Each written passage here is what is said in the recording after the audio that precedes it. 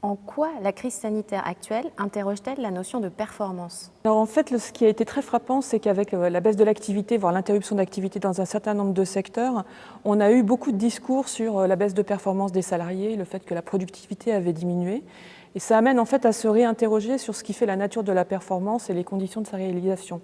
En fait, quand on regarde la façon dont les gens ont dû travailler dans le cadre de la crise sanitaire et de ses conséquences, on voit qu'il y a un certain nombre de choses qui restent invisibles. La première chose la plus frappante, c'est tout le travail d'adaptation face aux variations de l'activité, aux urgences, à tout ce qui n'était pas prévu. La deuxième chose, c'est tout le travail de réorganisation permanente qui a dû se faire pour faire face là aussi au changement de contexte, mais aussi au fait qu'on doit revenir sur des décisions qui ont été prises parce que le contexte très rapidement change ou parce que tout simplement on n'a pas les pièces qui arrivent ou on manque d'un certain nombre de produits ou de places disponibles. Ça, c'est des choses qu'on a bien repérées dans cette période-là. Il y a aussi quelque chose qu'on connaît assez bien, qui est le fait que les modes de régulation informels sont largement invisibles. Or, ils ont été sans doute particulièrement convoqués dans cette période-là. Et parmi ces modes de régulation, il y a aussi toute la partie de régulation collective. Alors, régulation individuelle et collective, cette fois-ci plus repérable. Mais ce qui est moins repérable, c'est le fait qu'on puisse dans des ressources à la fois individuelles et collectives, qui ont pu être constituées dans le passé, mais qu'on continue à construire aussi dans cette période de pandémie. Donc tous ces éléments-là font que c'est à la fois invisible et très sollicitant, et aussi des éléments de performance qu'on mesure très mal. Alors, on peut peut-être juste donner 2-3 illustrations qui me semblent importantes, puisqu'on est encore dans une phase de crise qui continue. Quand on regarde les secteurs qui sont très touchés par la crise économique, même si ça n'est pas encore totalement développé, on voit que ces secteurs-là sont déjà dans la réflexion sur l'ajustement des effectifs. Et dans cette réflexion, évidemment, la question n'est pas de faire un ajustement immédiat. Il ne s'agit pas de restaurer de la productivité en diminuant ses effectifs. Et on voit bien qu'un des enjeux, c'est de penser en fait les compétences qui ont pu être construites, tous les parcours professionnels qui, dans le passé, ont amené à constituer des équipes, des collectifs de travail très utiles. Et évidemment, la troisième interrogation, c'est de savoir comment est-ce qu'on peut maintenir ces ressources-là dans un contexte de réduction des effectifs.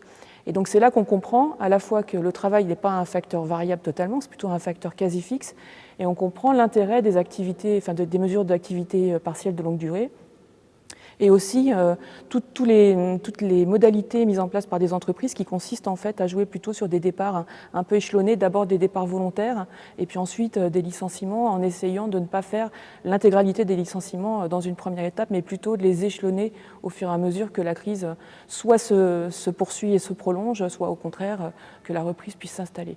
Donc on a un enjeu très clair qui lie performance et réduction des effectifs. Très lié à ça, on a aussi, dans les secteurs qui par contre sont en surcroît d'activité, donc ces questions de réorganisation dont je parlais juste avant, mais ça s'accompagne aussi, pas seulement d'une performance moins visible, mais aussi du fait qu'on peut avoir une sursollicitation des personnels, parce qu'on va étendre les horaires, parce qu'on va jouer sur des heures supplémentaires, parce qu'on travaille sur des horaires ou dans des postures qui sont finalement plus difficiles que ce qu'on a l'habitude de faire. Et donc là, on tombe sur quelque chose qu'on doit regarder, pas seulement la performance, mais aussi à quel point on utilise ou on surutilise le personnel, à la fois de façon intensive et de façon extensive. Le deuxième exemple, je pense que on peut le lier à ce qu'a dit Catherine Delgoulet tout à l'heure. Lorsqu'on a certaines tâches qui se réduisent ou qui disparaissent, on peut avoir l'impression que du coup les gens ont moins de choses à faire et que finalement la performance se réduit. En fait, en temps de crise, je l'ai dit, les individus mobilisent des ressources supplémentaires dans leur activité de travail, mais ils se fixent aussi des objectifs supplémentaires qui ne sont pas forcément fixés par l'organisation.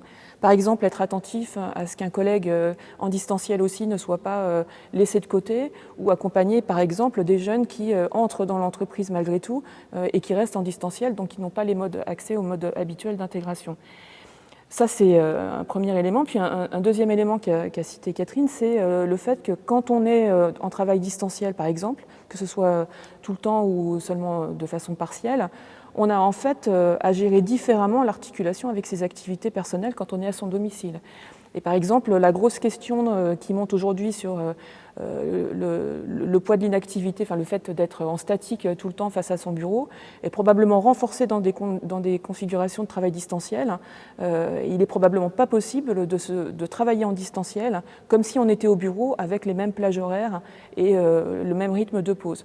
Donc ça fait partie des choses qui doivent être prises en compte quand on met en place par exemple des outils de suivi de contrôle de l'activité. Je voulais juste signaler aussi un risque qui peut émerger.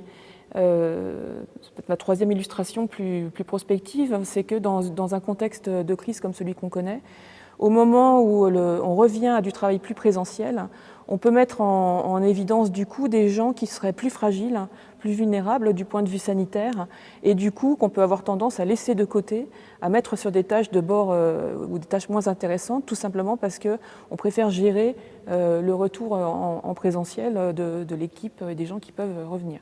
Donc là aussi, la question de la performance se repose, puisque la performance étant plutôt collective, laisser de côté des gens, ça peut amoindrir en fait la performance, et surtout ça